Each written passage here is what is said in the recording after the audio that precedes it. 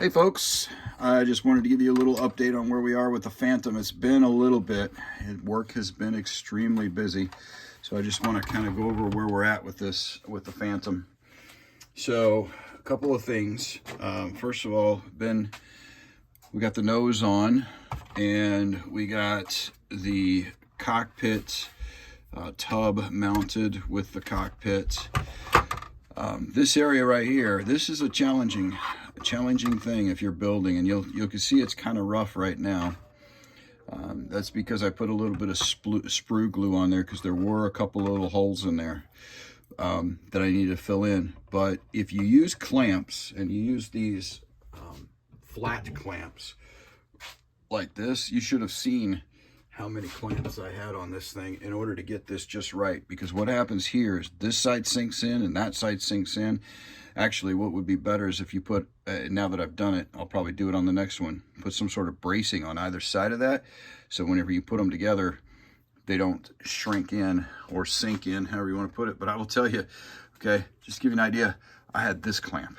I was using this clamp in order to cross over the top of everything and bring it flat down.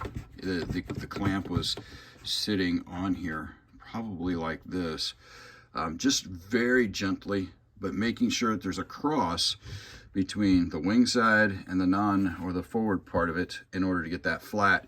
The part over here was not because of this. There was just a small gap in there that I had to deal with, so I put some sprue glue on there to take care of that.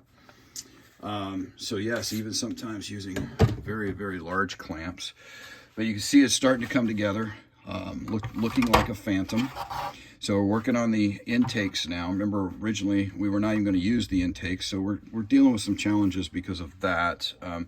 We were going to put FOD covers on there and the plane was going to sit on the ground, but now that it's going to be in flight, had some sanding to deal with in there. I need to get these painted white, and then we're going to have to very carefully, I'm certain, very carefully put this on here.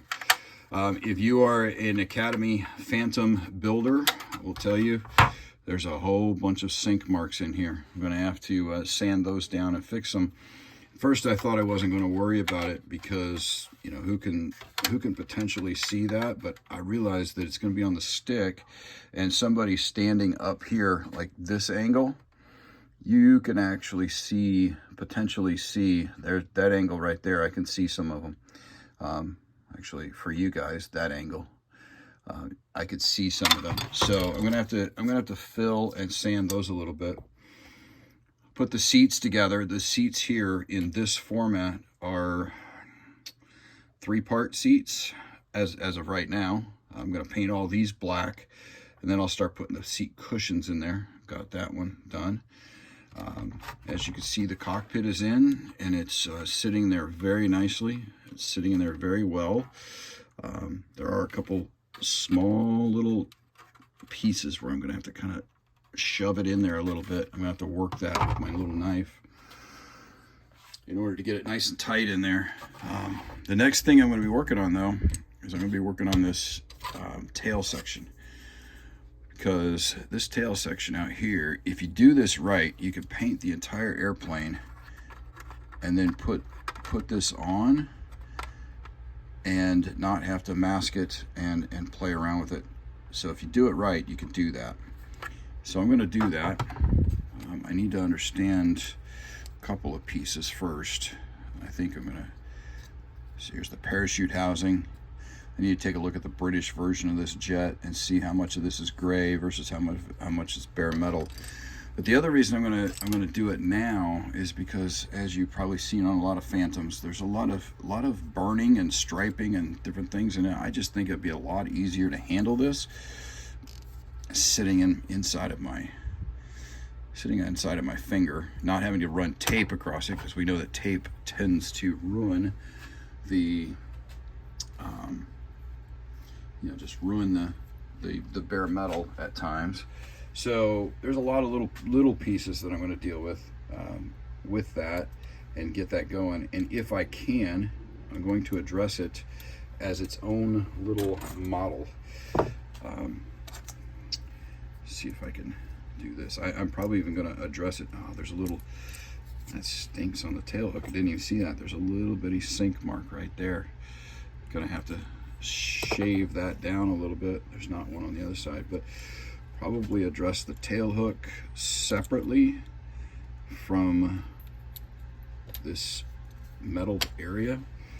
And I'm going to start working on the side. I'm going to start finishing up the fuel tanks, priming them, getting them ready, because they're a prominent piece.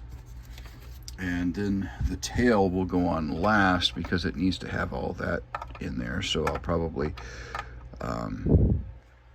somehow leave that off, so I could probably start priming that, because one of the pieces here that needs to stay off is the nav light right here. We need to leave that off so we don't overpaint it, get the tail all painted up, and then very carefully put that that piece in there.